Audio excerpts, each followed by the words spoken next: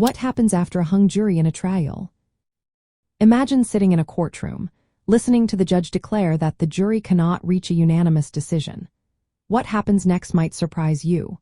When a jury can't agree on whether someone is guilty or not guilty after discussing all the evidence, it's called a hung jury. This means the jury is deadlocked and cannot deliver a verdict.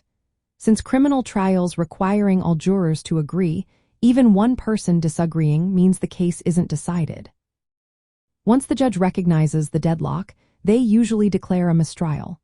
That means the trial is over without a verdict.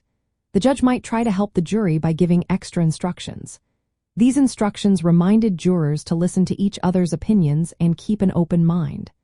Sometimes, this helps the jury find common ground. But if the jury remains stuck after these efforts, the judge will officially declare a mistrial and dismiss the jury. After a mistrial, the prosecution has a few options. The most common choice is to try the case again with a new jury. This retrial can happen weeks or months later, depending on court schedules and how complex the case is. Sometimes, prosecutors decide to dismiss the charges if they believe the evidence isn't strong enough or if they think the case isn't worth pursuing further. Another option is to negotiate a plea bargain. This means the defendant might agree to plead guilty to a lesser charge or accept a reduced sentence to avoid a second trial. This can save time and money for everyone involved.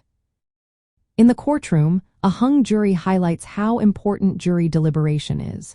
Jurors discuss the evidence and testimony in private to decide guilt or innocence. When they cannot agree, it shows how high the standard of proof is in criminal cases. The judge's role is to guide the process and ensure fairness.